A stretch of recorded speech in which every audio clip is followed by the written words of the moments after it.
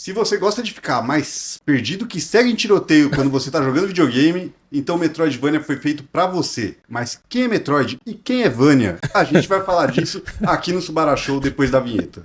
Subara Show. Bem-vindos aí todos ao Subara Show, eu sou o Sogeking e hoje a gente vai falar sobre esse gênero que tá muito em alta no momento, né? Esse gênero que basicamente o indie abraçou, né? E tem saído jogo, toda semana sai um jogo novo, que é o Metroidvania. E pra falar de Metroidvania aqui, hoje eu estou com o Mário. E aí, gente, pra surpresa de muitos, eu não sou fã de Metroidvania. Na verdade, eu fui instigado a participar aqui pra dar uma opinião polêmica, então é isso porque eu tô aqui. E a gente tem também aqui o nosso querido Mugi. Fala pessoal, aqui é o Mug e sim, eu gosto muito de Metroidvania. E eu quero fazer uma apresentação em conjunto com você, Mário. Eu sou o Metroid, você é Castlevania. Fusão. Fusão! É isso aí. Você fez errado, não era só fazer isso. Vai dar ruim. Tudo bem. Mas basicamente, Metroidvania é exatamente o que o Mugi fez agora. Uma fusão entre duas franquias muito famosas. Né? Se você for pegar ali o Metroid, que tem as bases da jogabilidade dentro do Metroidvania, e misturar com outros elementos que foram instituídos depois por Castlevania. Mas que elementos são esses, né? Primeiro, o que define um Metroidvania pra vocês? Tem que ser um jogo da franquia Metroid ou da franquia Castlevania? Não, hoje não. Hoje não. Não, Metroidvania é que nem quando a gente fala, tipo, por exemplo, de... Metroidvania virou um gênero. Assim como hoje em dia a gente pode colocar até um exemplo clássico aí, que é o Zelda Breath of the Wild, que virou os Zeldas likes, assim, mais ou menos, né? Mas Zelda likes eu acho que nem, tipo, é tanto assim. Mas Metroidvania, sim, cara, se criou um gênero em cima disso, que ele consiste nos mecanismos, tipo, de não só ambientação, pode ser até uma ambientação diferente, mas ele tem que consistir nas mecânicas de mundo, mapa do que você tem ali de Metroid, Castlevania, e também os elementos de skills e melhorias e tudo mais, pra unificar de uma forma que virasse um Metroidvania. Basicamente, eu acho que seria isso, né? Mas então, eu vou fazer uma pergunta. Qual que é a diferença entre roguelike e Metroidvania?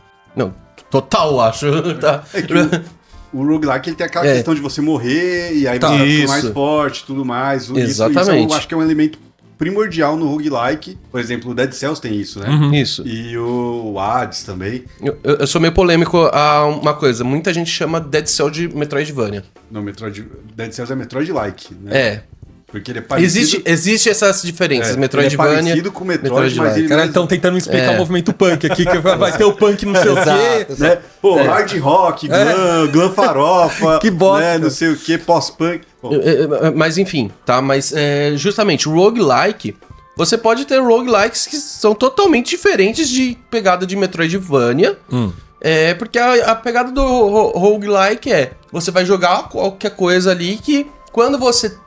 morrer, eventualmente, você vai começar do começo. Tá. Metroidvania não é assim. Tá? Eu diria que assim, a primeira base do Metroidvania é o quê? A exploração. Você vai ter um mapa único. Isso. No qual você vai andar nesse mapa, você não tem sistema de fases. Você vai progredindo conforme você vai liberando áreas desse mapa. Justo. Esse é o primeiro conceito. Mas aí, obrigatoriamente, tem que ser 2D? Cara... Tem gente, por exemplo, que chama Resident Evil de Metroidvania 3D. Porque Resident Evil tem elementos de você pegar um item, voltar numa área pra liberar uma porta, não sei o quê. Eu acho que faz sentido, mas... Tem que saber muito bem como vai ser executado. Não teoricamente... sei. Eu não consigo pensar em algum Metroidvania que não seja 2D. Teoricamente é 2D. É igual, por exemplo, jogo de beat'em up, né? Que é o Briga de Rua. Teoricamente, dá pra fazer um beat'em up 3D também, mas a essência do gênero é um 2D. Apesar que tem jogos como, por exemplo, o Jack Chan, do Play 1, ele é um beat'em up, mas porque ele tem ali a caixinha, né? Não é exatamente um 3D. Que na verdade ele tá assim. Existe até momentos que ele vira a câmera. Exatamente. Né, pra você ficar andando reto. Mas ainda assim é uma progressão única ali, exatamente, porque se ele for 3D, ele vai ser um jogo de ação, sabe? Se for 3D, o pessoal chama de Musou. Pode ser, verdade, é uma boa comparação. Então, por exemplo, se fosse chamar, por exemplo, Metroidvania 3D, tipo, sei lá, Dark Souls seria Metroidvania, talvez, até se fosse pensar nessa questão, se fosse 3D. Mas eu acho que pra mim, eu acabo encaixando sempre, quando eu penso em Metroidvania, eu penso em 2D. Tá? Posso estar errado. tá? Vale ressaltar muito bem isso, cara. Eu às vezes vou ser chatinho nesse cast e peço desculpas e posso estar errado, tá? Até porque, assim, o gênero, o Metroidvania, na verdade não é um gênero, né? Ele é um subgênero. Então ele pega elementos, mas assim, tem jogos que saíram depois que trouxeram elementos que nem tem em Metroid e nem tem em Castlevania, mas que ainda assim são Metroidvanias. Então não existe ali algo cravado na pedra. Eu acho que assim, a base é o mapa, igual eu falei. Acho que a segunda base, que aí ainda vem do Metroid, é a questão do upgrade de skills, armas. Você tem upgrade de movimentos também, né? Você ter um pulo duplo, você poder se pendurar na parede, você conseguir correr mais rápido, que aí vai te dar acesso a novas áreas também. Acho que esse é o segunda base, né? Exatamente. E nessa questão só vou colocar justamente porque, como o Mario trouxe roguelike e a gente tá falando de Metroid, eu falei Dead Cells, justamente eu acho que é essa pegada que eu não consideraria Dead Cells um Metroidvania exatamente. Porque o mapa dele não é único. Né? O mapa dele é feito em progressão, né? Tipo, em si, ele tem fases ali. Aquele mapa procedural, né? Procedural, exatamente. É o mesmo esquema do Moonlighter, por exemplo. Você já jogou Moonlighter? É mais ou menos isso. E, novamente, Dead Cells é um ótimo jogo. Eu não estou criticando Dead Cells em si, só tô falando que meio que ele não é esse gênero, tá? Não me critiquem, porque eu sei que tem muita gente que gosta de faz todo Dead sentido, Cells. porque assim, o mapa do Metroidvania é um mapa fixo. Você tem que achar segredos naquele mapa. Esse é, acho que, a terceira questão. Todo Metroidvania tem segredos, né? Então você tem que explorar. Você tem que ir e voltar, sair batendo nas paredinhas pra ver se você acha alguma coisa. Se você jogou algum Metroidvania e você não ficou batendo nas paredes, a cada 2 passos que você deu, você tá jogando errado. Jogou errado, otário, né? Mas aí, até vocês estão falando, eu tô pensando, tá... Então, isso ele não deve ser chamar Metroidvania, porque vocês falam que Metroid e Castlevania que definiram esse gênero. Isso. Mas sabe qual jogo que tem tudo isso e ninguém fala? Chapolin e o Drácula no... Chapolin ou alguma coisa que caça o Drácula. Que na verdade é o jogo que a Tectoy pegou lá e fez white label pra... É um jogo baseado em alguma coisa. Sim, sim. Então, mano, esse jogo tinha que se chamar Chapolin-Vania. Assim, eu não vou... Esse gênero. O que eu vou ressaltar é um jogo de Master aqui. System, né? Que eu vou ressaltar. Eu concordo, tá, Mário? Pode ser que muito bem que já existiram outros jogos que tinham todos esses elementos. Só que o que popularizou esse gênero pra tudo foi justamente Super Metroid, específico, e Castlevania Symphony of the Night. Exatamente. Foi esses 2 jogos que saíram basicamente em quase o mesmo período, né? Que popularizou o gênero, entendeu? Esse Chapolin, na época da geração 8 bits, tem alguns jogos assim pontuais que tem esse elemento. O próprio Metroid é assim. De você ir e voltar nas salas, não sei o que o Chapolin tem. Eu já vi umas coisas sobre esse Chapolin, mas não joguei. Então não sei detalhes. Mas, por exemplo, no Super Metroid, foi onde se consolidou a primeira parte do Metroidvania, muito pela questão do mapa, pela questão de você ter salas onde você pega o mapa, pela questão do jogo ter um ambiente só ali mais definido e tudo mais. Ele consolidar, ele lapidar o que outros jogos fizeram no 8 bits, né? E aí, depois vem a questão do Symphony, né? Quando o Symphony chega em 97... Ele pega tudo que E assim, eu acho que é um jogo muito corajoso, porque é um jogo 2D no Play 1, sabe? Que todo mundo só queria jogar jogo 3D. E eles reinventaram uma franquia, porque o Castlevania era uma franquia de jogos por fases, né? Pra quem nunca jogou um Castlevania antigo, Castlevania antigamente era só por fases, né? Inclusive era um jogo do capiroto, né? Que ódio que eu tenho dos Castlevania antigos, muito difícil. Mas... eles mudaram pro formato do Metroid e adicionaram elementos de RPG, né? Elementos de level up, elementos de drop, que não tinham no Metroid ainda, né? Mas aí, ele necessariamente precisa ter as mecânicas do jogo de plataforma? Plataforma de ação, plataforma? Por que que eu tô perguntando? Eu poderia fazer um Metroidvania de carro? Eu poderia pegar um carro e, por exemplo, ir desbloqueando lugares no mundo e o carro ficar melhor? Cara, se não me engano... Será que é isso que define... Se eu não me engano, acho que tem um Metroidvania que você é um carro, inclusive. Eu tô quase certeza nisso. Eu sei que tem um Metroidvania que você joga com uma bolinha. Tem um jogo que... Você joga com uma bolinha, tipo, explorando um...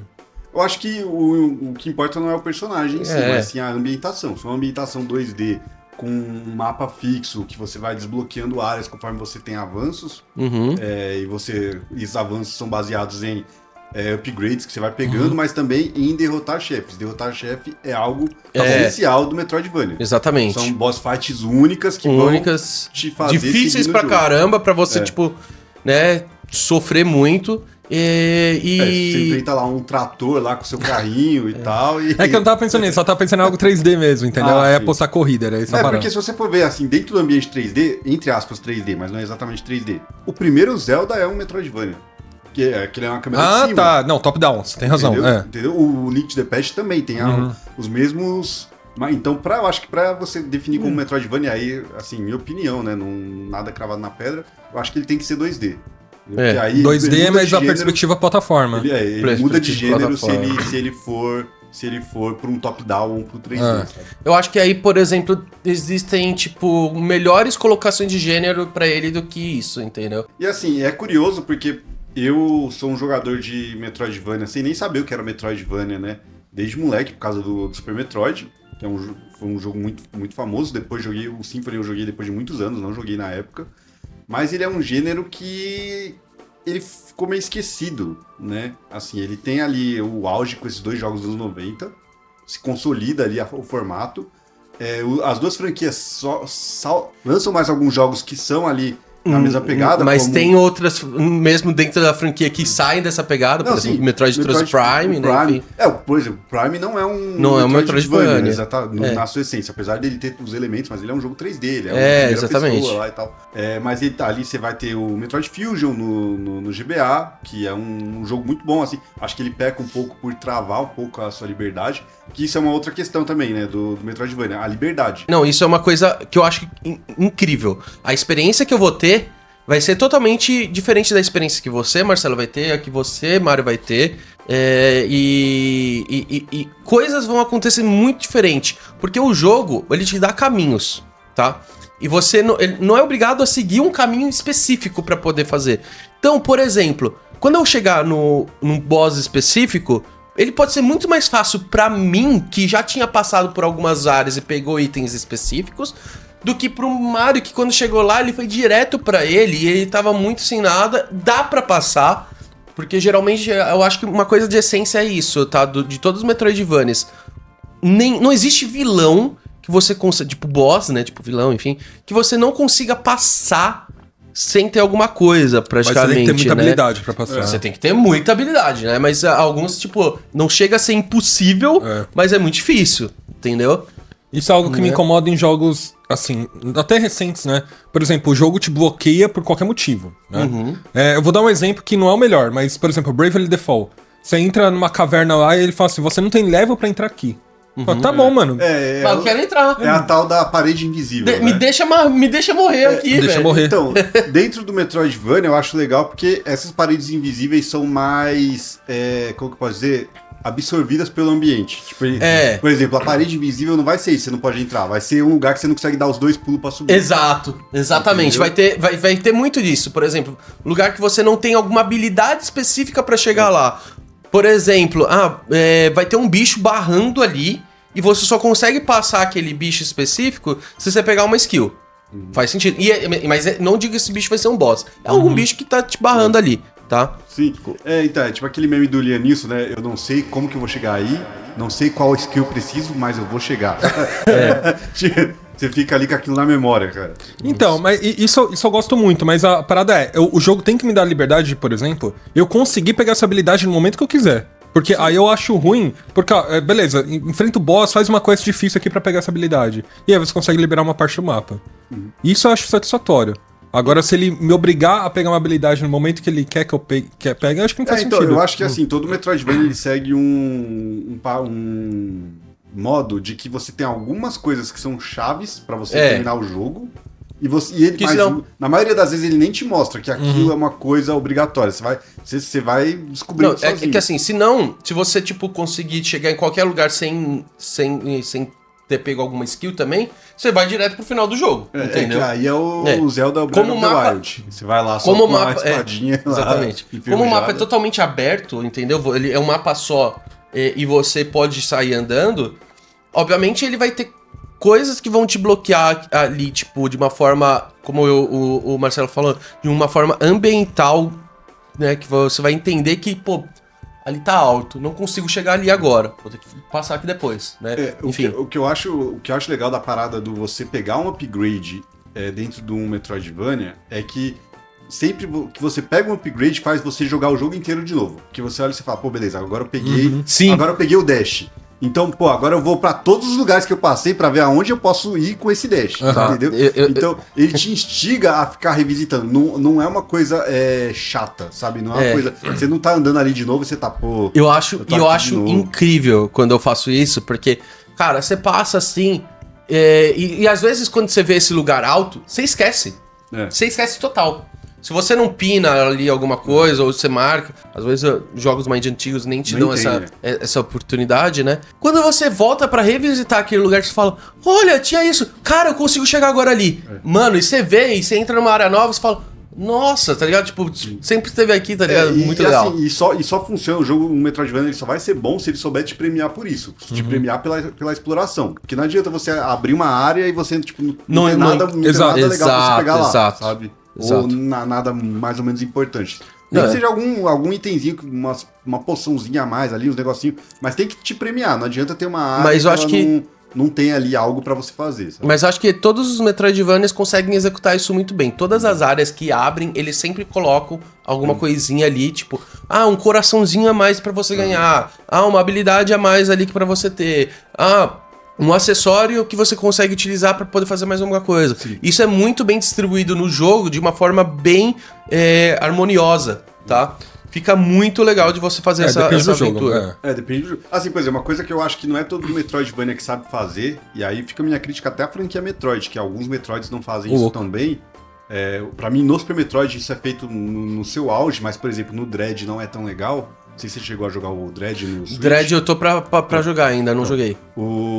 Que o mapa ser um mapa orgânico. Quando eu digo mapa orgânico, é o quê?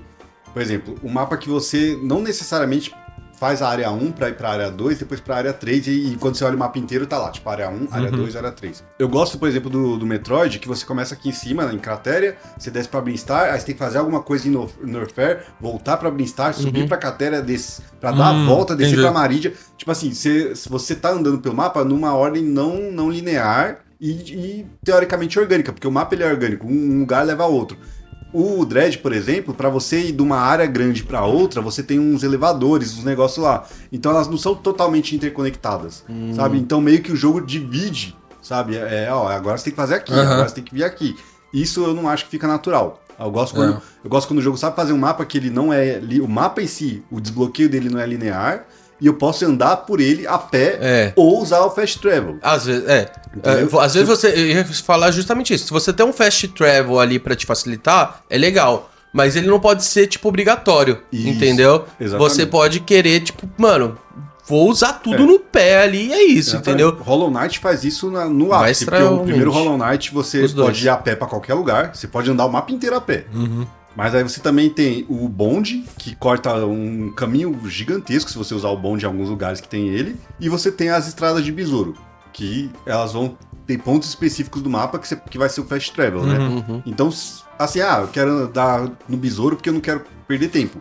Mas se eu quiser ir pro mesmo lugar a pé e explorar o caminho até lá, eu vou. Até pra pegar moedinha e recurso nesse caminho. Exatamente. Porque eu, então, por exemplo, mais orgânico, eu geralmente evitava pegar muito besouro, tá? Que é o Fast Travel do jogo. Justamente porque eu queria repassar pelo lugar, não só pra achar novas coisas, mas pra poder farmar dinheiro. Embora Hollow Knight não tem tanta essa necessidade de ficar, tipo, fissurado em farm de dinheiro. Isso no primeiro, né?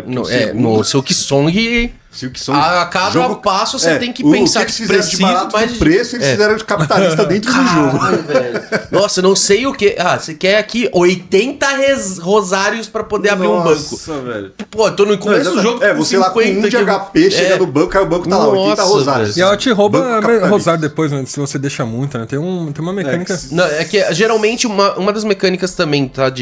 Não de todos, mas... do Hollow Knight, que quando você morre, você acaba perdendo os seus recursos pra você... Não, mas eu lembro que tinha uma parada, se você deixava muito rosário, ela te roubava, se você fazia uma coisa pra pegar de volta, eu não lembro muito. Não, no 1 tem o banco, que é uma piadinha do jogo. Que é muito legal. Assim, você deposita dinheiro lá. É, uma tiazinha lá. Falso, né? É um banco falso. Ela fala, não sei o que, é Isso muito perigoso aqui, né? Você não quer perder o seu dinheiro. Aí sai lá e cai na conta. Só que assim, é muito satisfatório quando você acha ela de novo, que é não, eu juro que eu não queria falar isso aqui nesse cast, sabe por quê? Porque agora, se você não jogou Hollow Knight, você vai ficar sabendo disso. E você deveria não saber disso pra sofrer. É um spoiler, é um spoiler. É um spoiler. Mas assim... aproveitando que a gente começou a falar de Hollow Knight, a gente falou muito de Metroid, muito de Castlevania, né? Mas assim, eu citei que Metroidvania tá em alta hoje em dia. E não tá em alta só por causa de Metroid, muito menos Castlevania, porque a Konami esqueceu Castlevania, né? A Konami só pensa em fazer cartinha do Neymar, lá do Yu-Gi-Oh! Puta que me pariu, Konami. Sabe? Puta que me pariu, Konami, eu digo mesmo, pô. Cartinha Mas do sim, Neymar, velho. Vamos agora pros jogos que realmente estão em alta e o que consolidou o mercado atualmente, exatamente, né? Assim, pra você, qual o primeiro jogo vem na sua cabeça? Hollow Knight mesmo? Ou algum outro? Pô, eu vou ser polêmico, assim. É que se eu fosse falar agora, eu falaria Hollow Knight por conta do vício que eu tô em Silksong. Eu também, não terminei ainda. Mas eu não vou colocar Silksong nessa métrica agora, porque eu tô, né, viciado no jogo, então eu vou estar com uma opinião um pouco favorável a isso. Tirando o Silksong da métrica, eu vou colocar um que é Ori. Ori é bom, hein? Ori, pra mim, é incrível. Muita gente fala, Hollow Knight é melhor que Ori, porque, enfim, não vou entrar nesse recurso. Eu, particularmente, prefiro o Ori. Por quê? Eu sou um cara que gosto muito do visual de Ori, a ambientação, música, cenário, tudo. Cara, pra mim é fantástico. Cara, eu acho que Ori é o tipo de Metroidvania que poderia agradar o Mario. Mas eu joguei Ori. Então, você jogou a jogar? Eu falei várias vezes pra vocês que eu joguei bastante até, mas eu dropei. Você dropou, não conseguiu gostar? Caramba, porque não é que eu não gosto de gostar, não é que eu não gosto. Eu não sou fã. Ele não te prende. Tem muita coisa que acontece comigo enquanto eu jogo Metroidvania que me perco, depois eu tenho que ver aonde que eu tenho que ir, eu tenho que passar por um bom lugar, sabe? Às vezes é muito estresse também. Assim, o primeiro Ori eu acho ele muito easygoing, assim, tranquilo. Chamou de passeio. ruim. Chamou de ruim. Não, o jogo tem uma dificuldade, mas assim, porque o Ori 2, eu acho que ele já se inspira um pouco no primeiro Hollow Knight. Ele tem uma dificuldade um pouquinho maior, entendeu? Easygoing não de ser fácil, mas assim, de não ser muito punitivo. Eu acho que eu quis dizer nesse sentido. Mas o Ori, eu acho que entre os Metroidvanias, ele se destaca muito pela questão da história. A história nele é muito importante. Eu acho que é isso mesmo. É muito boa. E além do visual. Você se comove com a história, cara. A história te pega, entendeu? Chore se você chorou com o Ori 2. Com Ori 2, com Ori 1.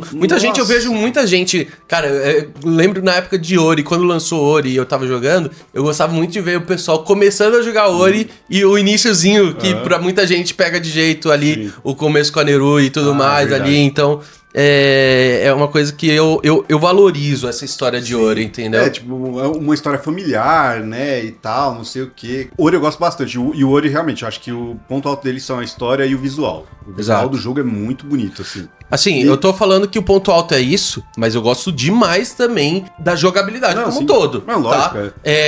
Eu gosto muito de como o Ori é um bichinho muito...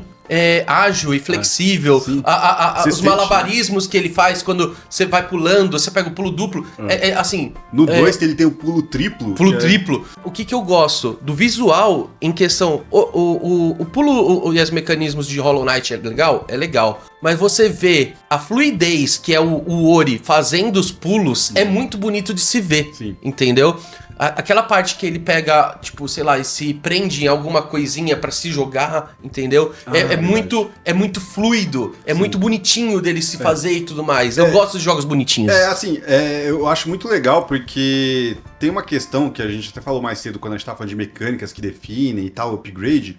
Todo Metroidvania ele vai ter upgrades parecidos, sabe? Tipo de pulo duplo, de dash, de wall jump, não sei o quê.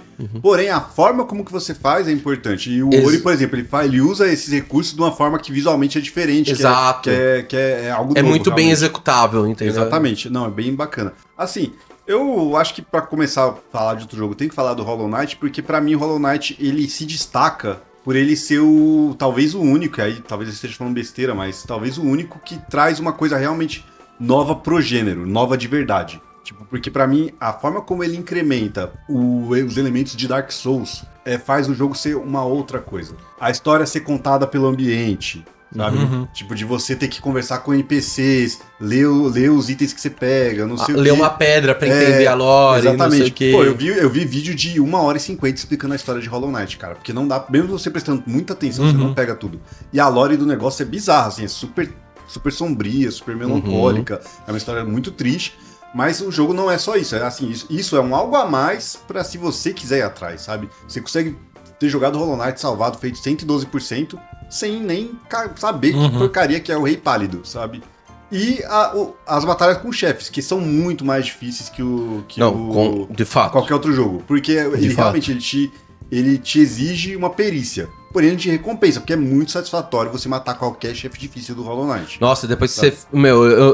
você ficou, tipo, 50 vezes tentando matar um bicho ali. Aí você mata, e quando você mata, você ganha, tipo, um bagulho muito da hora, você fala, valeu a pena. Não, exatamente. Então, eu sei que a serotonina vai pro alto, mas isso é algo que não me pega muito. Porque o estresse, pra mim, é muito ruim eu pegar o jogo e simplesmente ficar muito tempo.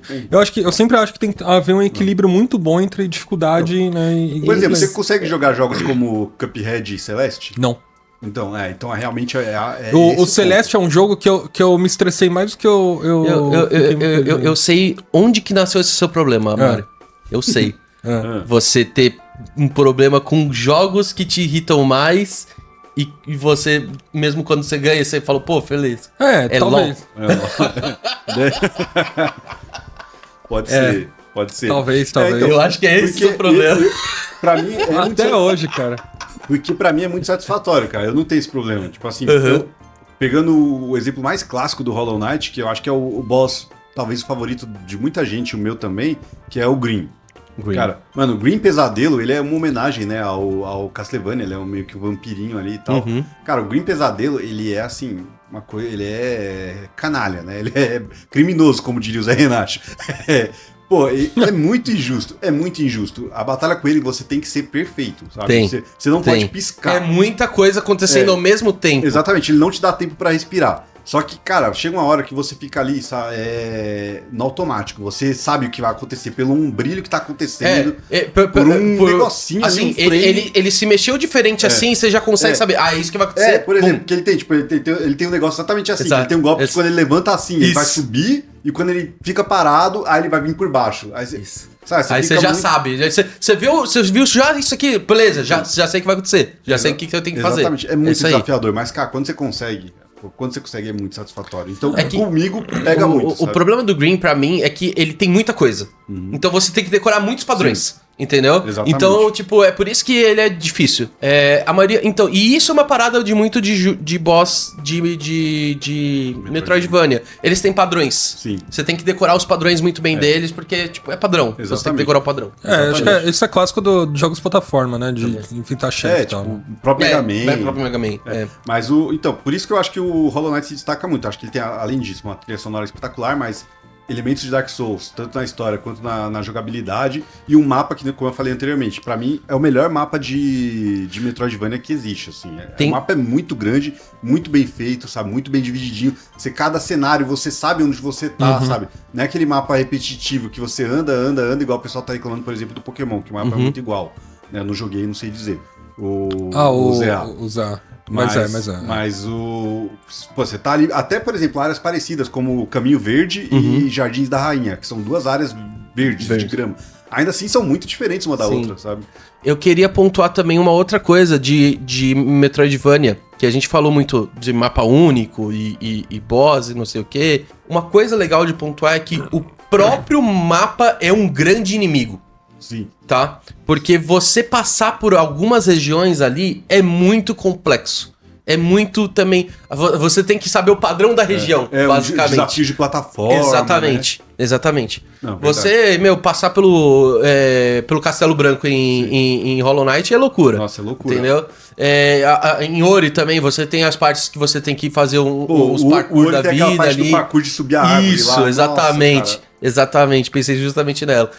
Então você tem muito disso nos jogos, né? Então você tem que também o próprio mapa sendo um inimigo seu quase ali, entendeu? E falando de outros jogos um pouco menores, o que você jogou que você recomenda de... Menores, que não são tão grandes quanto Hollow Knight ou... Ou Ori. Acho que Hollow Knight e Ori são dois dos maiores Metroidvanias da atualidade, né?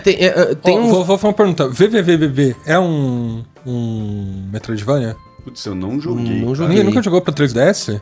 Cara, não 3DS só tinha outras plataformas também, né? Vou dar uma googlada aqui. Não, é porque ele é um jogo gráficos muito simples, etc, né? E tem a exploração igual como Metroidvania, né? Então tem os mapas e você vai... O nome é VVV? VVVVV. São 5 Vs. O que ele fala? Qual que é o gênero Wikipedia aí? Puzzle Platform. Ah, não, porque isso aqui é um jogo de áreas que você tem que passar Não.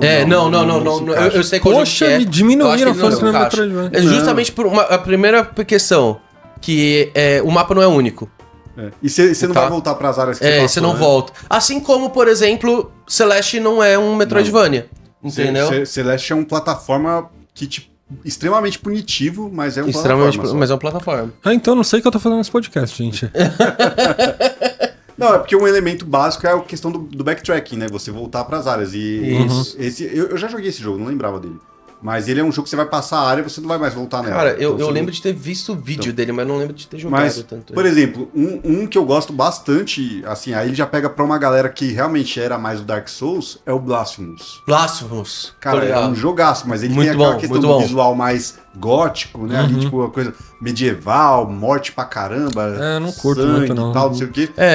Eu sei qual que é, mas minha pegada também não é muito assim. Então, é que assim, ele, por exemplo, ele é um jogo um pouco mais pesado, e isso é legal porque o personagem também tem um equipamento mais pesado, né? Tipo, armadura, não sei o quê, a espadona e tal. Só que, em termos de jogabilidade, ele é basicamente a mesma coisa, sabe? Ele tem um sistema, por exemplo, de rosários, que aí você vai desbloqueando esses rosários, aí você vai tendo mais espaço para ter os itens, sabe? Como uma árvore de habilidade e tudo mais. É muito bom, muito bom. Tem um que eu quero jogar logo, que é o Prince of Persia, novo, né? Lost Crown, né? Não lembro muito o nome. Mas esse tá na minha lista. E um que eu vou mencionar mais low level ali é o Nine Souls. Pô, não joguei, mas é bonitão. Joguinho bonitão. Então, isso que é uma pegada... É que eu prefiro muito mais um jogo de... uma pegada mais bonitinha. Mais bonitinho. Entendeu? Ele é uma pegada bem anime, né? Exatamente. Ele tem uma pegada mais anime. Ele é uma raposinha, com uma espadinha, não sei o quê. Pesquisa aí. É bonitinho. Eu não lembro. É muito bonitinho ele aqui. Ele é uma pegada bem japonesa mesmo. Bem assim, ele é meio Edo ali, né? Oi? Era uma pegada meio Edo, assim, os visuais dos locais. Ah, que bonitinho. Ele é bonitinho, exatamente. Parece um Pokémon, uma Kirará, sei lá. Quem sabe eu... É, bem bonitinho. Esse é bonitinho. Ele é uma raposinha que, cara, tipo, ela vai passando... Mano, Metroidvania, tá? Eles o que eu gosto bastante, os recursos de ataque deles, tá? É bem bacaninha. Cara, isso eu acho muito legal, porque o Mario perguntou mais cedo, o Metroidvania de carro. Cara, o Metroidvania hoje em dia eles têm várias roupagens, e você escolhe a roupagem que você... Mas são roupagens. E sempre vai ser isso, porque, olha, vai ser uma temática diferente... Mas, a princípio, ele é um jogo muito parecido com o outro. Alguns vão trazendo novidades que o outro não vai ter. Depende muito. Por exemplo, eu joguei um... qual é que era o nome dele? É um que você joga com 3 personagens. A jogabilidade é muito diferente. Não vou lembrar agora. Mas assim, o jogo era o quê? A cada parte do jogo, você ia desbloqueando um dos irmãos. E conforme você desbloqueava um dos irmãos, são 3 irmãos... Você tinha puzzles diferentes, porque cada irmão pode fazer uma coisa. Tipo, um irmão é meio que o cavaleiro, então ele é mais forte, faz algumas coisas. A menina é a maguinha, e aí o outro lá, ele é tipo meio que tipo, um menino mais leve, então ele faz algumas coisas que consegue entrar em lugares menores. Então tem... Apesar de ter a mesma roupagem, a maioria tem uma coisa de mecânica diferente. Por exemplo... O The Messenger, não sei se você já jogou. The Messenger, ele começa como um jogo 2D, igual Shinobi, e depois ele vira um Metroidvania. E quando ele vira um Metroidvania, ele tem uma mecânica de 8, 16 bits, que é passado e futuro. E aí, conforme você tá em um ou no outro, o mapa se adequa e a sua jogabilidade se adequa também. É bem legal. Não, eu acho tudo incrível. Eu acho que, assim, eles podem inovar. E não tô reclamando, sabe? Eu acho que é igual, sei lá, talvez um JRPG pra pessoas que não gostam de RPG, sabe? É tipo, beleza, me parece a mesma coisa, sabe? Acho que no fundo, a mecânica vai mudar e pra pessoas mudam muito. Como um jogo de luta também. Pra algumas pessoas, possivelmente, Street Fighter é muito parecido com Mortal Kombat, sabe? Que muda a temática. Mas é legal ter essa visão, porque às vezes a gente fica, tipo... Eu fico tão focado assim, pô... Mano, tipo, esse jogo é muito bom, mas é uma coisa sempre legal de pensar, cara, que pessoas têm opiniões diferentes, né? Então... Não, cara... mas não é que eu não gosto. Assim, eu acho que o gênero Metroidvania, ele é incrível pra pessoas que são competitivas, né? Eu acho que da perspectiva de... competitiva de você com você mesmo. Pode ser. Nesse sentido, Mas é isso. As pessoas que eu melhor vi se adaptarem com jogos que são Metroidvania, tipo, são naquelas que... eu zerei tal jogo... não sei se é o seu caso, mas zerei tal jogo com tanto tempo, sabe? É meio próximo do speedrun. Eu não sou tanto da pegada de zerar rápido. Eu sou da pegada de zerar passando em tudo. Isso. Eu tenho essa pegada. Mas aí se enquadra no arquétipo da pessoa que é colecionista. Que é o que eu me encaixo. Explorador também. Que é o que eu me encaixo. Tipo, o Jin, ele gosta de fazer rápido. Ele tá tentando fazer o Silk Song, que tem uma quest lá de ele fazer, tipo, acho que em menos de 5 horas, alguma coisa assim, ele tá nessa. Então, mas aí pega esse tipo de gente. Mas são arquétipos que ele consegue. Eu me encaixo no colecionista ou no explorador. Né? Só que eu não gosto muito das temáticas assim do jogo, sabe, de Ultra 2D e tal. Eu não sou muito fã, sabe? Então, por conta de tudo isso, eu não encaixo. Mas aí, beleza, eu vou fazer uma pergunta pra vocês, porque a gente tá vindo muito falar sobre Metroidvania desde que os principais jogos que saíram, como Ori e Hollow Knight, foram lançados, né? Foram eles que mudaram esse gênero e o que eles... Por que as pessoas estão falando tanto de Metroidvania? Por que virou um gênero... Por que virou um gênero tão rentável? Eu vou falar uma seguinte situação. Assim como Super Metroid e Castlevania Symphony of the Night geraram o gênero, eu acho que hoje em dia Hollow Knight se consolidou como o terceiro pilar. E que, principalmente, tá? Porque muita gente, eu acho que hoje tá indo jogar Hollow Knight. Ele tem 2 aspectos que, tipo, agrada muito o público, tá? Que não é nada sobre jogabilidade. Basicamente fácil acesso de dinheiro e rodar em qualquer coisa que você tenha, praticamente. Tá? Então eu acho que isso daí é o que popularizou muito. Porque todo mundo sabe que é um jogo que tinha uma fanbase muito forte. E aí você traz um jogo que ele tem de fácil acesso financeiro, ele não é um jogo caro, principalmente pensando aqui no nosso universo Brasil, tá? E que, tirando o modo mobile ali, tá? Eu não vou colocar... Eu sei que já existe, tá, gente? Existe de formas não oficiais, tá? Mas, cara, praticamente todas as plataformas ele foi lançado pra eles, plataformas atuais. E em questão de PC, cara, você não precisa ter um PC nem um pouco forte. Você não precisa nem ter de placa de vídeo. Se tiver ali... não, sendo sincero, um jogo... Só ter monitor. Um Ryzen 5 que tem a placa de vídeo integrada no processador, roda ele tranquilamente. Então você não precisa ter um PC com custo muito elevado, tá? Então ele é de fácil acesso. Você tem ele nas outras plataformas atuais. Em todas elas, praticamente, tirando a Sonic, enfim, tá com preço de fácil acesso, tá? Então, eu acho que é isso que popularizou muito esse jogo, especificamente o Silk Song, que é por isso que teve um boom de Metroidvania, todo mundo tá falando, não sei o quê, porque muita gente foi jogar por conta disso. Você tinha fácil acesso, tanto financeiro quanto de local de jogo. Mas você não acha que é o burburinho? Eu acho que o que conta também, assim, é porque... Eu entendo que as empresas que criaram o Metroidvania não sabiam do potencial do Metroidvania. Eu acho que a Konami e a Nintendo nunca viram quão grandes esses jogos poderiam ser. Tanto que após eles saírem no Super Nintendo e no Play 1, suas sequências foram todas para videogames portáteis. A gente passou mais de décadas sem ter um Metroidvania em console de mesa, sabe? E aí, com a ascensão dos indies, a galera do indie olhou pra esse gênero e falou, pô, acho que dá pra fazer mais coisa que isso aqui. Exato. E a galera foi comprando essa ideia. E através da evolução, né? Sim, tipo, pô, por exemplo, tem um Metroidvania chamado Axiom Verge, que tem o 1 e o 2. E ele saiu um pouquinho antes de Hollow Knight, um pouquinho antes de Ori. E ele é basicamente uma homenagem ao primeiro Metroid, na verdade, né? O Metroid do Nintendinho. Cara, e é um jogo bem diferentão, ele é bem legal. Ele não é exatamente bonito, porque ele pega o visual do Nintendinho, né? Aquele visual bem simples, mas ele é um jogo que já traz elementos novos ali. Então, mas esse jogo foi só pra console, ele não foi pra PC. Cara, não sei se ele tem pra PC. Porque o que me faz questionar é que eu acho que o gênero só começou a explodir quando foi pra PC através da Steam. Apesar que, por exemplo, o Hollow Knight estourou por causa do Switch. O Hollow Knight ele saiu no PC, ele fez um sucessinho, e aí quando teve o port pro Switch... eu vou falar assim, entre partes, tá? Isso daí. Eu acho que o Hollow Knight, ele teve um boom quando ele lançou, sim. E ele teve um segundo boom com o Switch. Mas é que eu acho que o segundo é muito maior, assim. Foi onde se consolidou essa lenda, de fato. né? Do... É porque Silksong quebrou todos os recordes. A Steam caiu.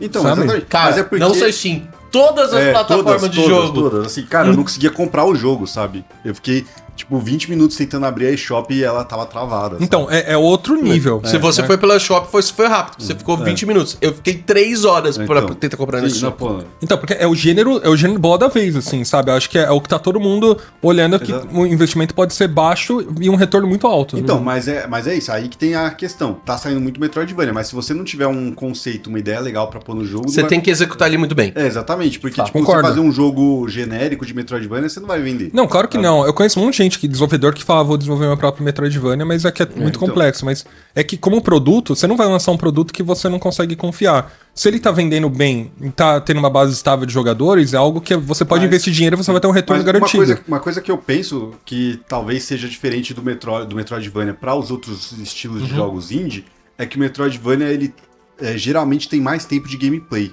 Então, se você pegar essa galera que é muito que só dá valor ao jogo pelo tempo de jogo, ele acaba pegando essa galera também. Porque, por exemplo, você vai jogar um Celeste. O Celeste é maravilhoso, mas ele é um jogo curto. É de 15 horas, né? Até menos, sabe? Se você não quiser pegar os moranguinhos. E Metroidvania, como você volta muito, essas coisas, você gasta muito mais tempo. Você tá falando que o custo-benefício dele é bom. Exatamente. Ele vai te dar mais horas de gameplay. Qualquer um, até, por exemplo, que tem o do Lodoss War lá, o Metroidvania do Lodoss War, que é muito igualzinho o Castlevania. Pô, ele sozinho, você passa um fim de semana ali jogando tipo umas 20 horinhas, se você estiver viciado ali suave, não tem nada pra fazer, você fica 20 horas jogando ele e você às vezes não pegou tudo no jogo. Né? Então ele acaba te recompensando mais por um custo mais baixo que um AAA. Né? Tem isso também, você vai ter muitas horas de gameplay. Sabe? Não é só o Hollow Knight que é gigante, né?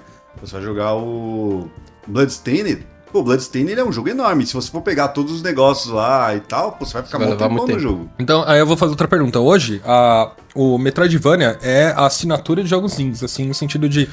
A maioria dos Metroidvania são jogos indies. São indies. É possível que a gente veja jogos AAA Gostaria, mas eu acho que não. A gente tem o Dread, né? Eu acho que é o único exemplo recente. Não AAA, né? Porque eu acho que você não consegue investir numa grana, porque o que difere um AAA de não AAA é o investimento, né? Então, mas é que assim, tipo, pra que você vai investir uma grana muito absurda num jogo 2D, sabe? Num jogo que não precisa de tanto investimento. Então, exatamente. Entendeu? Eu acho que pode ter alguma questão assim. Não há necessidade de um gasto tão absurdo. Mas eu acho que dá pra ter, tipo, empresas grandes fazendo jogos muito bonitos. Assim. Pô, mas eu acharia incrível. O próprio Prince of Persia, eu acho que é um exemplo assim. Exatamente. Também. Mas assim, aí é que tá, você tem que saber precificar. O Prince of Persia, muita gente não jogou, inclusive eu, porque, tipo, ele tava muito caro. Entendi. Exato. Você não vai enfiar milhões e custar 300 conto. Exatamente. Então, eu acharia incrível jogar um Metroidvania de Zelda. Cara, eu acho que God of War poderia dar um Metroidvania foda. God of War ia ser um Metroidvania incrível, hein? Eu nem tenho Play, mano, mas eu acho que daria Pô, o próprio Ghost of Tsushima também tem uma temática toda japonesa ali, que num ambiente de Metroidvania ficaria muito legal. O Astrobot daria um Metroidvania legal pra... Dá pra ver várias franquias sendo um Metroidvania. Só que aí eu acho SEGA já tá lá, ó, como assim, Sonic, próximo Metroidvania. Sonicvania, né? Pô, não duvido. O da Disney lá, do Mickey lá, qual que é o nome? Não é o World of Illusion? É esse o nome do... Putz, eu não joguei. Aquele é muito fácil, é um jogo muito fácil, sabe? É um jogo divertido. Eu acho que é nessa pegada, porque a maioria das empresas de entretenimento vão apostar um pouco, acho que colocar as IPs pra fazer Metroidvania, sabe? Pra pegar eu acho que talvez que com esse boom que o Song fez, a indústria deve ter percebido. Eu acho que assim... Faz sentido. Não sei se vai ser num nível de AAA. Mas se começar a ver, tipo, umas questões de começar a sair Metroidvania agora para umas franquias mais importantes, com certeza isso daí é reflexão.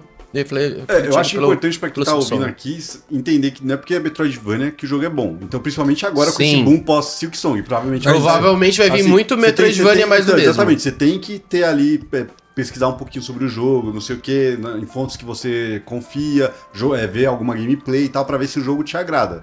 Mas assim, de forma geral, a gente sabe que a galera do indie tem um cuidado maior pra fazer um jogo, sabe? Não lança o jogo de qualquer jeito então a chance de ser bom é maior. Os que repercutem bem, né? Porque sim, se você for olhar na Steam, vai ter muita coisa, mas exatamente, aí você vai a ponta do iceberg, né? Que a gente só vê 1% dos jogos que deram certo. No outro, 99 estão tudo falido. É porque aquilo, às vezes você vai pagar 300 conto no AAA e o jogo não é bom, sabe? Então você pagar 60, 100... Nossa, o Rune Factor 5 mandou um abraço, hein? Puta merda. Então é um consenso que o Hollow Knight foi o que definiu essa nova perspectiva de Metroidvania e o que impulsionou o gênero, é isso? Sim. Não, eu acredito que sim, porque o Hollow Knight ele é o jogo que ele traz inovação pro gênero. Desde o Castlevania Symphony não acontecia algo de trazer uma inovação grande e ele caiu no gosto popular. Ele não é só um fenômeno de crítica, ele é um fenômeno de público. As pessoas não só compram o jogo, elas compram, jogam e gostam e debatem sobre o jogo. Então ele é ali realmente o ápice, né? É o que todas as outras empresas estão buscando, o seu próprio Hollow Knight, né?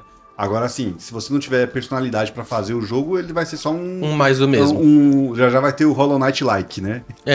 Eu fico pensando também, não tô querendo menosprezar a Hollow Knight em Silk Song nem um pouco. Eu acho que a Team Cherry faz algo espetacular de qualidade, tá? Eu acho que o fato de ele ter um preço um pouco mais acessível, e quando eu falo acessível, R$60 não é acessível.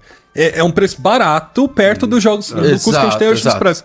Quando há um burburinho sobre Silk Song, as pessoas falam, mano, por que as pessoas estão falando desse jogo? Aí vê que é R$60, vai e compra. Então, assim, às vezes ela pode não necessariamente gostar do gênero, mas o FOMO, né, o medo delas ficar de fora é muito alto. Né, nesse gênero. Eu acho que isso faz sentido no Silk Song, mas eu acho que no Hollow Knight, na época do Hollow Knight, não tinha isso, e as pessoas. E é isso. Não é um jogo que as pessoas só compram, é um jogo que as pessoas jogam. Assim, de fato, eu acho que, por exemplo, na minha Steam tem 80 mil jogos ali que eu nunca joguei.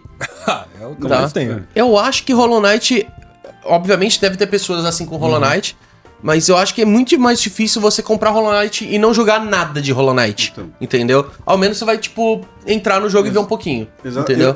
Eu acho que aí é aquele casamento que é muito raro de acontecer, mas eu consigo citar um outro exemplo, que é esse casamento do jogo com preço muito acessível e o jogo é de extrema qualidade e as pessoas jogam, sabe? Eu acho que ele tem esses três elementos. Entendi. Que pra mim casa, por exemplo, com o Stardew Valley. Cara, Stardew Valley é isso, é um jogo barato, um jogo incrível e as pessoas que compram jogam. Por isso que o jogo é um sucesso muito absurdo, sabe? E aí, mas assim, se eu pegasse um outro jogo de fazendinha um pouco mais caro, tipo, sei lá, um My Time at Portia, um Harvest Moon não, Story of Seasons, não sei o quê. Quer dizer que o jogo é melhor? Não! O Stardew Valley é o melhor dentro do seu gênero e ele é o mais barato. E eu acho que é o mesmo caso do Hollow Knight, ele é o melhor e também é o mais barato. Qual que é o gênero de Stardew Valley? O Stardew Valley é o gênero de Second Life. É outra vez. Assim, não dá pra dizer. Stardew Valley é uma coisa, não é só fazendinha. É o gênero de fazendinha. O pessoal vai generalizar como fazendinha, mas ele é muito mais que isso. Ele é um lugar que você tem que estar. Vale do Vale. Caraca, profundo. Tá porra. Mas é isso. Joguem Metroidvanias, né? E não só joguem. Falem pra gente se vocês jogaram, quais que vocês jogaram, que besteira que a gente falou aqui também, vocês discordam, nossa, Hollow Knight não é tudo isso, pode falar, vou discordar, mas pode falar. Vai lá no nosso Discord, nosso Insta, nosso TikTok, compartilha com os seus amigos também. Pô, você gosta daquele Hollow Knight, né? Os caras falaram desse jogo, passa pra eles o nosso cast, né? Subará Show em todas as redes. É isso, galera, até a próxima, valeu!